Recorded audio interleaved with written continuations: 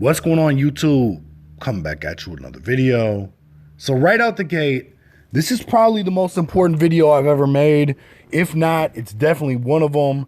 I need people out there to share this, not because I want to try to get more views for monetary reasons, but I want to try to spread the word to as many people as humanly possible, because I haven't seen anybody out there talking about this other than one YouTuber who goes by the name of Magic Prepper. Shout out to Magic Prepper for putting me up on this and putting this information out there for people to see. So this is actually coming from the CDC's own website. I will pin a link in the description. You can read this for yourself. This is extremely spooky though. I'm going to go through this. And I just want to state, and I want to make very clear, I'm not making this video as a fear-mongering tactic or anything like that. This is strictly to let you know exactly how far gone we are and exactly how real stuff in the world is and is about to get. So this is called the operational considerations for humanitarian settings. So basically this is touching on the quote-unquote shielding approach. And I'm going to read to you the shielding approach. I'm just going to go through this as fast as possible. This is a lot to cover. I'm going to break down what I think is important as I'm going, but I'm going to jump right in.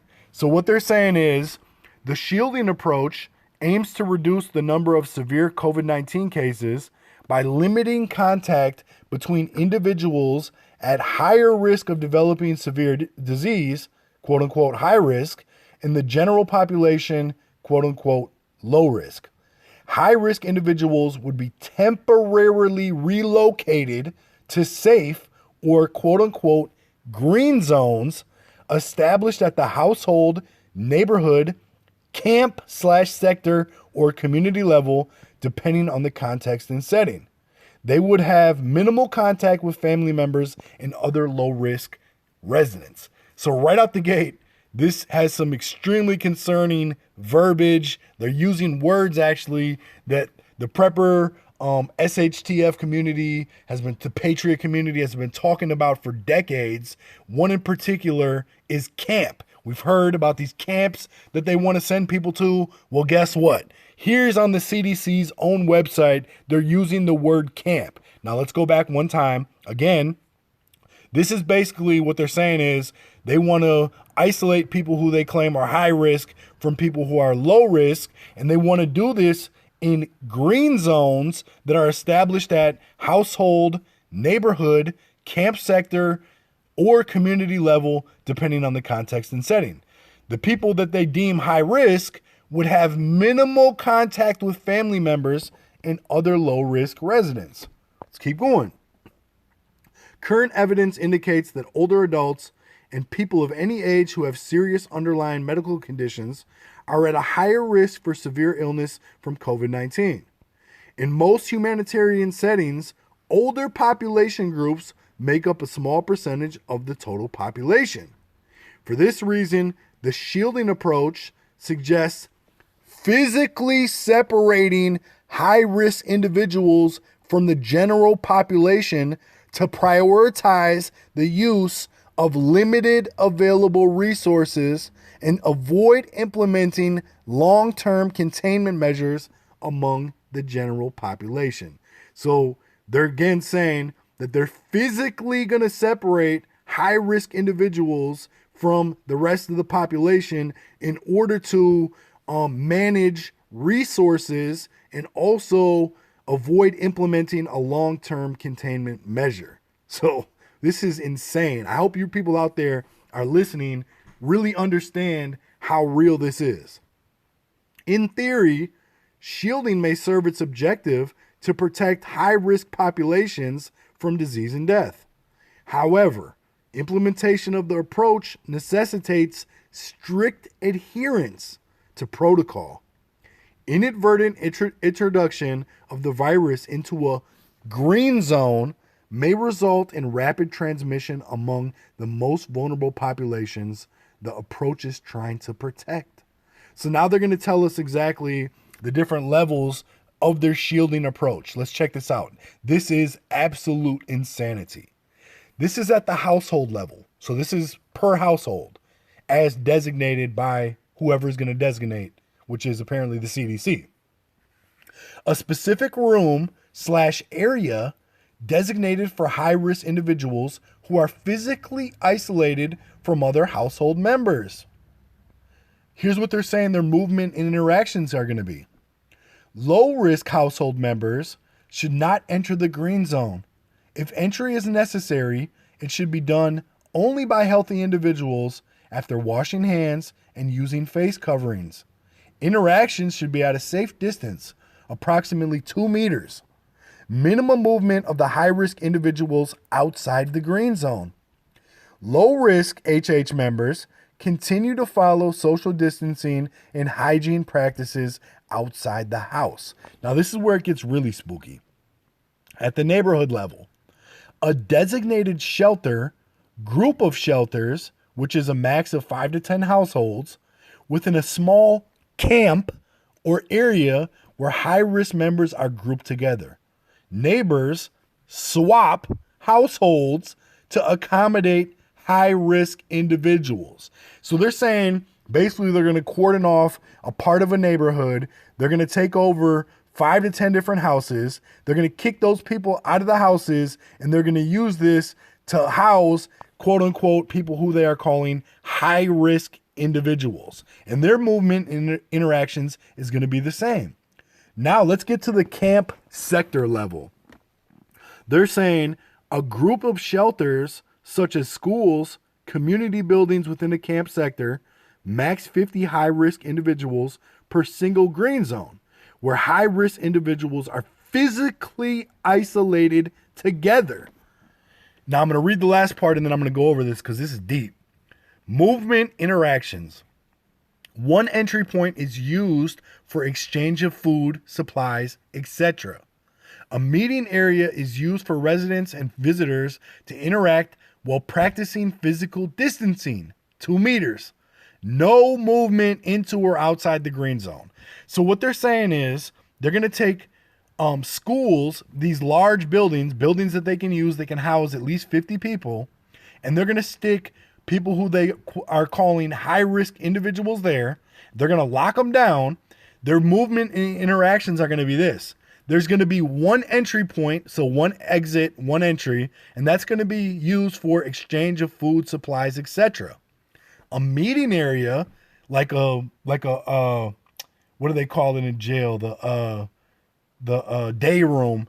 A meeting area is used for residents and visitors to interact while practicing physical distancing, 2 meters. No movement into or outside the green zone. So they're going to lock these people down in buildings and schools and things like this, 50 people maximum, and they're going to limit them to interactions within a certain area, which is, again, like a day room in jail. And then there's going to be no movement into or outside of the green zone. So let's keep going. Each green zone has a dedicated latrine bathing facility for high-risk individuals. So everyone's going to share their bathrooms. The shielding approach advises against any new facility construction to establish green zones. However, few settings will have existing shelters or communal facilities with designated latrines, bathing facilities to accommodate high-risk individuals. In these settings, most latrines used by households are located outside the home and often shared by multiple households. So they're going to make people not use the bathrooms in their house, but share a bathroom outside of their house with neighbors and things like that. If dedicated facilities are available, ensure safety measures such as proper lighting, hand washing, hygiene infrastructure, maintenance and disinfection of latrines. Ensure facilities can accommodate high-risk individuals with disabilities, children, and separate genders at the neighborhood camp level. So I'm not even going to read this whole thing. This is extremely long. This would take a long time to go over. But basically, what they're saying is, in a nutshell, that they want to designate people who are high risk, remove them from either their house or lock them away from their family members inside of their house, put them in these other areas, some of which are going to be inside of neighborhoods where they're going to cordon off certain areas of neighborhoods, 5 to 10 households, as they say, basically kick the people who are living out of those houses out, turn them into housing for these high-risk individuals, and basically lock them down there.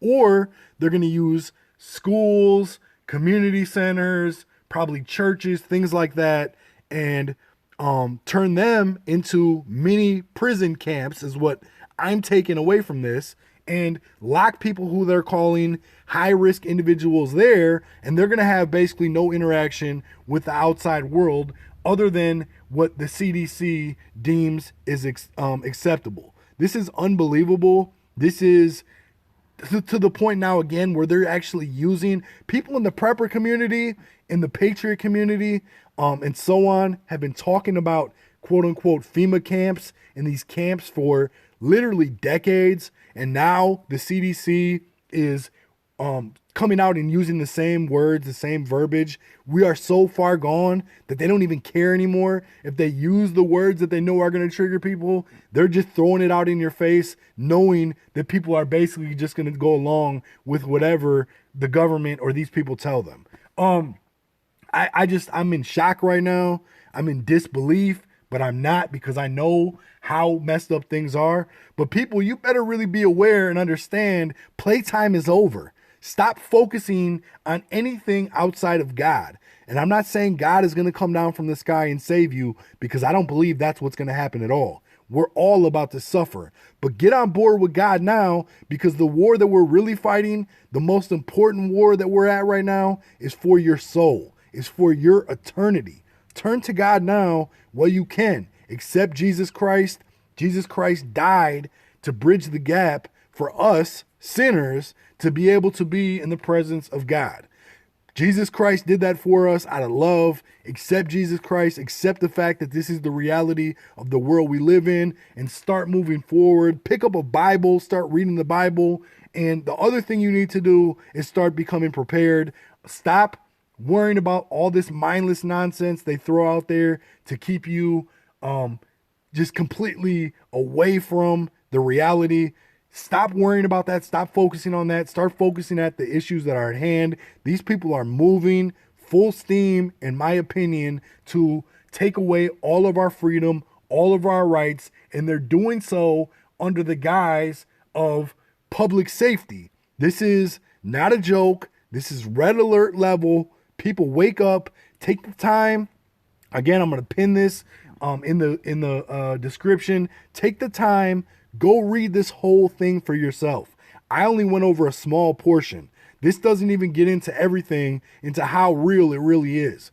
Read this whole document for yourself. This is coming directly from the Centers for Disease Control and Prevention, from the CDC's own website. And this is not a game. This is what they're pushing for. Wake up, get ready, put your hard hats on, turn to God, because it's about to get real. And I'm not saying this to try to fearmonger or scare you, but you need to realize exactly what level we are at.